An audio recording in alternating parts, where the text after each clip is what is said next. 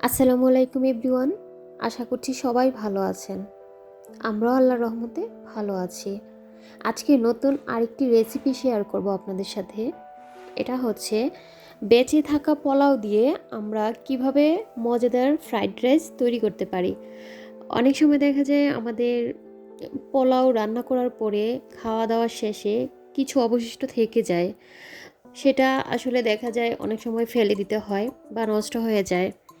তো এটাকে কিভাবে কাজে লাগিয়ে মজাদার ফ্রাইড রাইস তৈরি করা যায় সেটাই আজকে আপনাদেরকে দেখাবো। এখানে আমি নিয়ে নিয়েছি 5 থেকে 6টি চিংড়ি মাছ, মাঝখান থেকে কেটে। আর নিয়ে নিয়েছি মুরগির বুকের মাংস 1 কাপের মতো। আমি আমার পরিমাণ মতো নিয়েছি, আপনারাও আপনাদের পরিমাণ মতো নিয়ে নেবেন। আমি দিয়ে দিলাম পরিমাণ মতো লবণ, দিয়ে দিলাম সয়া সস, আর দিয়ে দিলাম গোলমরিচের গুঁড়ো। এখন আমি আর কিছু উপকরণ মিশিয়ে একসাথে এটাকে ম্যারিনেট করে রেখে দিব 10 মিনিটের মতো। দিয়ে দিলাম সামান্য একটু শুকনো মরিচের গুঁড়ো, আর 1 টেবিল চা চামচের মতো দিয়ে দিয়েছি বেকিং পাউডার। এখন আমি এটাকে খুব ভালো করে মাখিয়ে ম্যারিনেট করে রেখে দিব 10 মিনিটের জন্য।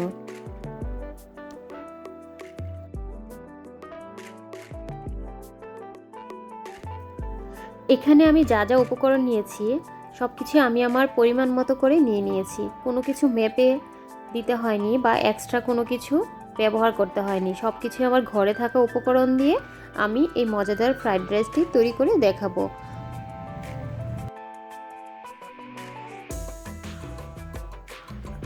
আমি নিয়ে নিয়েছি 2টো ডিম, এর মধ্যে দিয়ে দিলাম লবণ, আর দিয়ে দিব সামান্য একটু গোলমরিচের গুঁড়ো। দিয়ে ডিমটা আমি ভালো করে ফেটিয়ে নিব।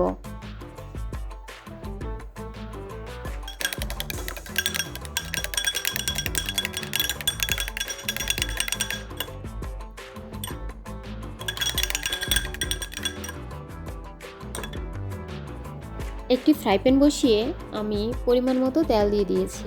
আমি এখানে অলিভ অয়েলটা ইউজ করেছি। আপনারা আপনাদের ঘরে যে তেলটা ইউজ করেন ওইটা দিয়ে করতে পারবেন। আমি দিয়ে দিয়েছি পরিমাণ মতো রসুন কুচি। আর এই ফ্রাইড রাইসটা তৈরি করার ক্ষেত্রে রসুন কুচিটা অবশ্যই ব্যবহার করবেন, তাহলে এটার মজাটা অনেক গুণ বেড়ে যাবে। আর দিয়ে দিয়েছি কাঁচামরিচ কুচি। এখন আমি এগুলোর সাথে অ্যাড করে দিয়েছি ম্যারিনেট করা চিংড়ি আর মুরগির মাংসগুলি। আর এগুলি যেহেতু খুবই ছোট ছোট করে কাটা মুরগির পিস মাংসটা, আর চিংড়িটাও যেহেতু অর্ধেক করে কেটে নিয়েছি, বেশিক্ষণ লাগবে না এগুলি আমার সিদ্ধ হতে। 5 থেকে 6 মিনিটের মধ্যেই আমার এটা কুক হয়ে যাবে। ঢেকে দিলাম 5 মিনিটের জন্য।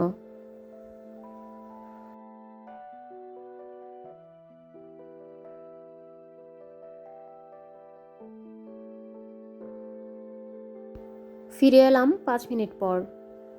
আপনারা দেখে হয়তো বুঝতে পেরেছেন মোটামুটি কুক হয়ে গিয়েছে। 80% কুক হলে হবে আমাদের, কারণ রাইসটার সাথে এটা আরও কিছুক্ষণ হবে, তখন পুরোপুরি হয়ে যাবে। এখন আমি এই সবগুলি উপকরণ এক পাশে সরিয়ে নিয়ে আরেক পাশ খালি করে তেলটা একটু দিয়ে ফেটিয়ে রাখা ডিমটা দিয়ে নিব।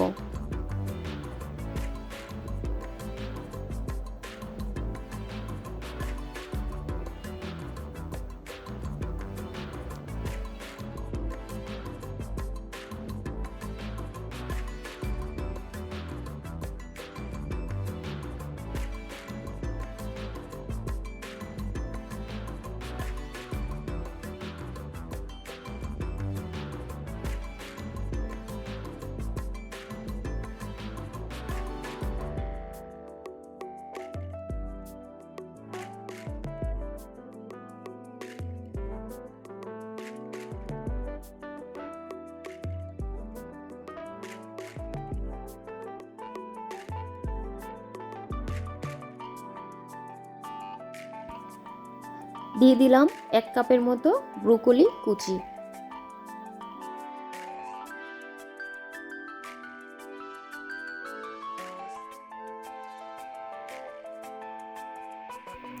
ব্রোকলির সাথে নেড়েচেড়ে ভালো করে মিশিয়ে আমি অ্যাড করে দিব পোলাওটা।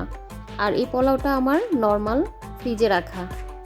এটাকে আলাদা করে গরম করে নিতে হবে না, কিচ্ছু করতে হবে না।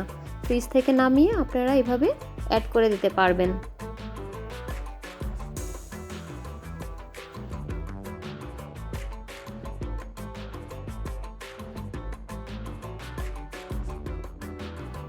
এখন আমি দিয়ে দিব বাঁধাকপি কুচি। তারপর আমি সবগুলি উপকরণ ভালো করে মিশিয়ে ঢেকে দিব 3 থেকে 4 মিনিটের জন্য। তারপরই হয়ে যাবে মজাদার ফ্রাইড রাইস। খুবই সহজে আপনারাও ঘরে তৈরি করে নিতে পারেন আপনাদের ঘরে থাকা সামান্য কিছু উপকরণ দিয়ে। আর এটার স্বাদ অতুলনীয়। আপনারা বাসায় ট্রাই করে অবশ্যই দেখবেন স্বাদটা কেমন হয়েছে, কমেন্টস বক্সে জানাবেন। আশা করি রেস্টুরেন্টের স্বাদকেও হার মানাবে। আমার এই রেসিপিটি ফলো করে আপনারা ঘরে একবার হলেও ট্রাই করে দেখবেন। আমি একটু ঢেকে দিলাম, সামান্য একটু নেড়ে চেড়ে ঢেকে দিয়ে মোটামুটি আমার ফ্রাইড রাইসটা হয়ে যাবে। এরপর আমি পরিবেশন করে দেখাবো যে কতটা ঝরঝরে হয়েছে আর দেখতেও কতটা লোভনীয় হয়েছে। আপনাদের সবাইকে অসংখ্য ধন্যবাদ আমার ভিডিওটি দেখার জন্য, আমাকে সাপোর্ট করার জন্য। আল্লাহ হাফেজ।